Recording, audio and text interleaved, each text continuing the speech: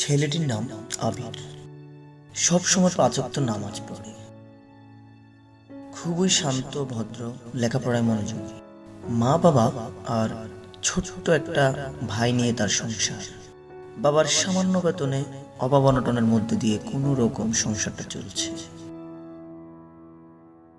তার খুব কাছের ৩ জন বন্ধু রয়েছে, আশরাফুল, যুবরাজ এবং মাসুম। ছোট থেকেই তারা একসাথে একই গ্রামে বড় হয়েছে, তাই তারা সব সময় একই সাথে আড্ডা দেয়।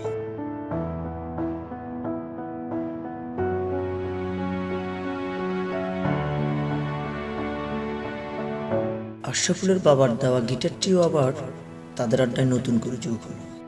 এসএসসি পরীক্ষায় ভালো করায় উপহার হিসেবে আশরাফুলের আবদারের সেই গিটারটি। কেন এত বছর না হলে সেই আমি কেন তোমাকে দুঃখ দিলে। গিটারটি পাওয়ার পর থেকেই তাদের আড্ডা ভালোই জমে উঠল।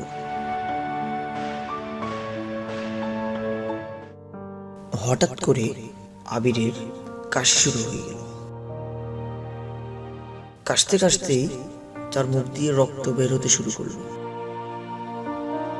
এটি দেখেই তারা ভয় পেয়ে গেল, তাই আর কিছু না ভেবেই তারা তাকে নিয়ে চলে গেল।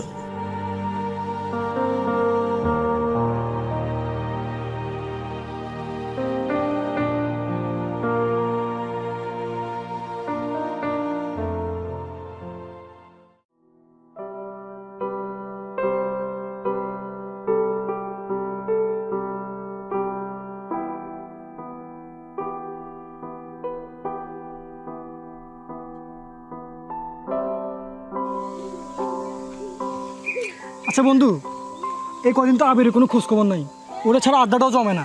তার ফোন নাম্বারটাও বন্ধ। এখন কি করা যায় বলতো? একটা কাজ করা যায়, আবিরের বাড়ি গিয়ে দেখি ওর কোনো সমস্যা হয়েছে কিনা। চল চল।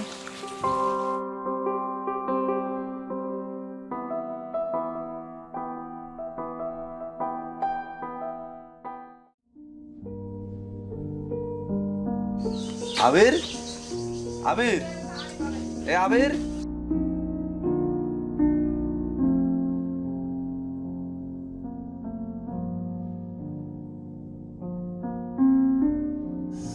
বন্ধু তোরা আয় আয় ঘরে।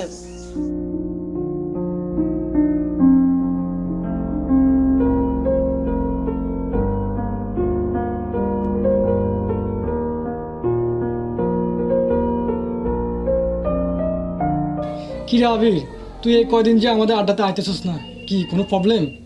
হ্যাঁ বন্ধু, একটু অসুস্থ ছিলাম তাই আসতে পারিনি। আচ্ছা, তোকে কয়েকদিন যাবত ফোনে পাচ্ছি না, তোর ফোনটা অফ কেন রে? আরে বন্ধু আর বলিস না, অনেকগুলো কারেন্টের বিল জমা হয়ে গেছে, তাই লাইনটা কেটে দিছি, তার জন্য ফোনটা বন্ধ রে। ব্যাপারটা বুঝলাম। আচ্ছা, আন্টিকে দেখতেছি না, আন্টি করে? মা তো পাশের বাসায় কাজ করতে গেছে। আচ্ছা বন্ধু, তাহলে এখন যাই, কালকে কিন্তু আড্ডাতে আসতে হবে, ভুলবি না কিন্তু। আচ্ছা বন্ধু, টেনশন করিস না, কালকে আসবো।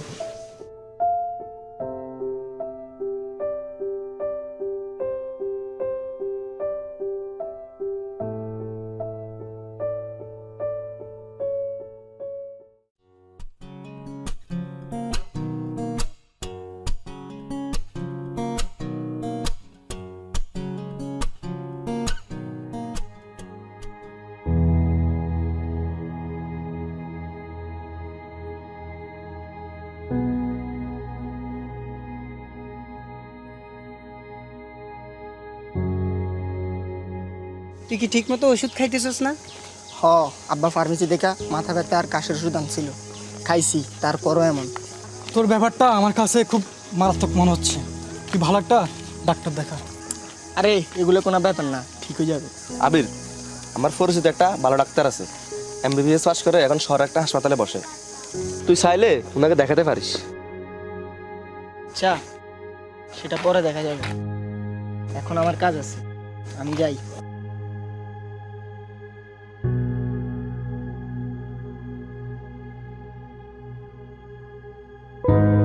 আবিরের পরিবারের আর্থিক অবস্থা ভালো না, তাই ইচ্ছে করেই ডাক্তার দেখাচ্ছে না।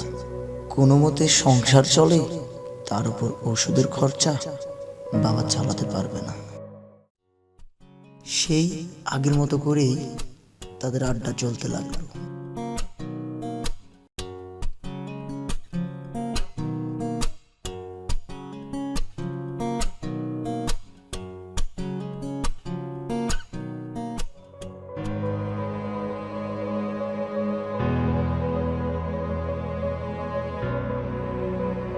আবারও কাশতে কাশতে আবিরের মুখ দিয়ে সেই দিনের মতো রক্ত বের হতে লাগলো।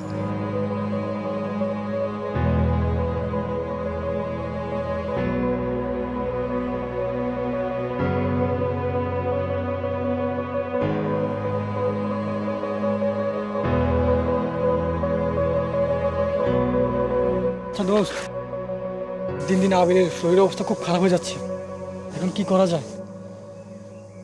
একটা কাজ করা যায়, সবাই মিলে আবিরকে শহরের হাসপাতালে নিয়ে যায়। তুই ঠিক বলছিস, তাহলে আর দেরি করা ঠিক হবে না। চল আমরা কালকেই ওকে নিয়ে যাই শহরে। চল।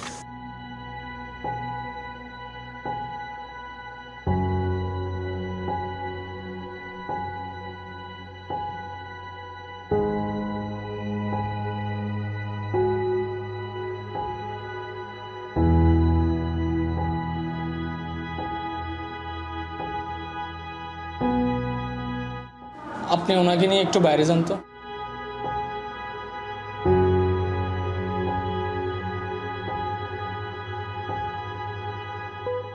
রিপোর্ট দেখে যা বুঝলাম, আপনাদের বন্ধুত্ব ব্লাড ক্যান্সার। এখন ভালো চিকিৎসার জন্য তো অনেক টাকার প্রয়োজন। ডাক্তারের কথা শুনে তারা বুঝলো সত্যি তো অনেক টাকার প্রয়োজন।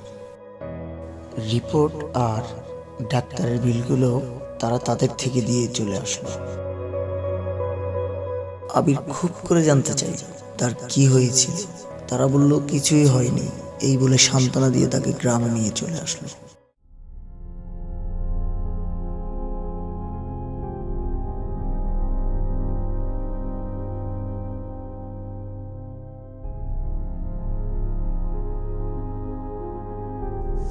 আচ্ছা দোস্ত, আবিরের ভালো চিকিৎসার জন্য তো অনেক টাকার প্রয়োজন, এখন কি করা যায়? ব্যাপারটা আবিরের আব্বু আম্মুকে জানাবো নাকি? আরে না, ওরা অনেক টেনশন করবে। যা করার আমাদের নিজেদের করতে হবে। আচ্ছা শোন, আমরা কিছু হেল্প করে আর এলাকা থেকে কিছু টাকা কালেক্ট করলে ব্যাপারটা কেমন হয়? এটাই করতে হবে। আমরা আমাদের বন্ধুকে মরতে দেব না। চল, আর দেরি করা যাবে না।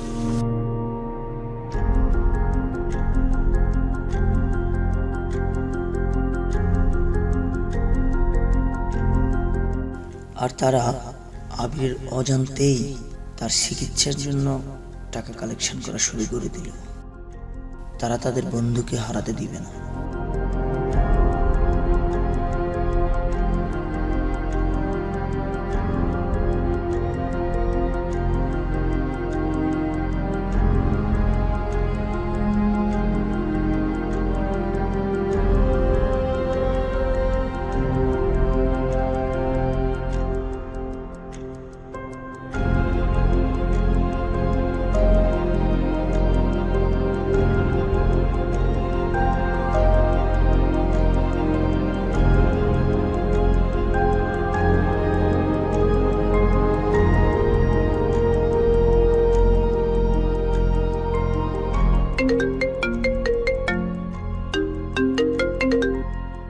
হ্যালো,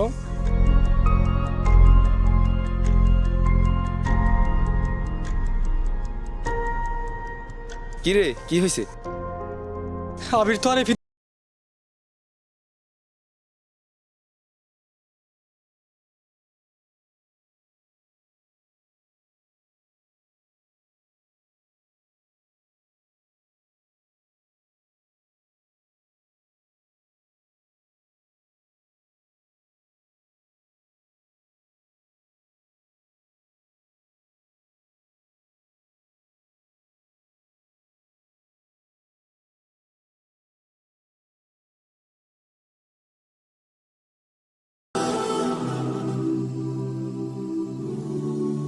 এত চেষ্টা করার পরও তারা তাদের বন্ধুকে বাঁচাতে পারবে না। যদি আমাদের ভিডিওটি ভালো লাগে একটি লাইক করবেন, কমেন্ট করে জানাবেন, শেয়ার করতে ভুলবেন না, আর সাবস্ক্রাইব করে পাশে থাকবেন।